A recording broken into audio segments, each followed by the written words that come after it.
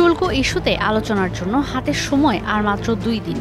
যুক্তরাষ্ট্রের পাল্টা শুল্কের চাপ কমাতে ওয়াশিংটনে শুরু হয়েছে দুই দেশের প্রতিনিধিদের তৃতীয় দফার বৈঠক। বাণিজ্য উপদেষ্টা শেখ বশিরউদ্দিনের নেতৃত্বে প্রতিনিধি দলের প্রথম দিনের আলোচনা ফলপ্রসূ হয়েছে বলে সবুজ সংকেত পাওয়া গেছে। প্রতিনিধি দলের বরাত দিয়ে বিভিন্ন গণমাধ্যম সূত্রে জানা গেছে, মঙ্গলবার বাংলাদেশ সময় দিবাগত রাতে ওয়াশিংটন ডিসিতে মার্কিন বাণিজ্য প্রতিনিধি ইউএসটিআর এর প্রধান কার্যালয়ে দুই পক্ষের দেয়া শর্তগুলো নিষ্পত্তির বিষয়ে আলোচনা হয়েছে। বিগত দুই বৈঠকের অমীমাংসিত বিষয় নিয়েও ফলপ্রসূ আলোচনা হয়েছে বলে জানা গেছে।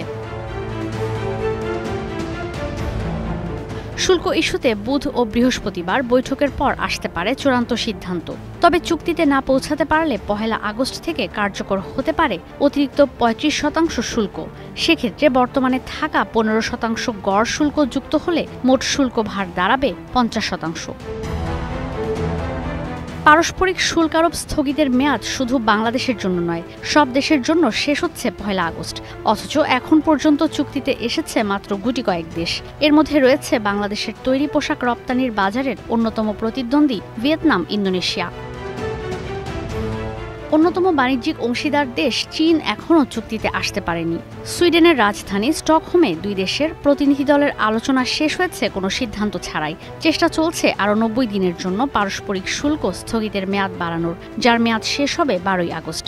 এর মধ্যে চুক্তি না হলে যুক্তরাষ্ট্রের চীনা পণ্য রপ্তানিতে গুনতে হবে 34% শুল্ক।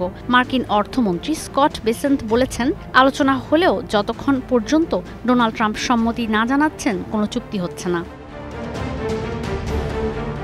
এদিকে আলোচনা চললেও বাণিজ্য চুক্তি হয়নি ভারতের সঙ্গেও। মঙ্গলবার ডোনাল্ড ট্রাম্প আবারও হুমকি দিয়েছেন, ভারতীয় আমদানি পণ্যে 25% শুল্ক আরোপ করা হবে যদি চুক্তি না হয়। এর আগেও ডোনাল্ড ট্রাম্প বলেন, ভারতের সঙ্গে যুক্তরাষ্ট্রের বাণিজ্য ঘাটতি বেলুনের মতো ফুলছে। দেশটিতে তাদের রপ্তানি পণ্যের ওপর শুল্ক নিয়ে বরাবরই ক্ষুব্ধ ট্রাম্প। 2024 সালে দুই দেশের বাণিজ্য ঘাটতি ছিল $4,500 কোটি বেশি। ঈশিতা ব্রহ্ম, স্টার নিউজ।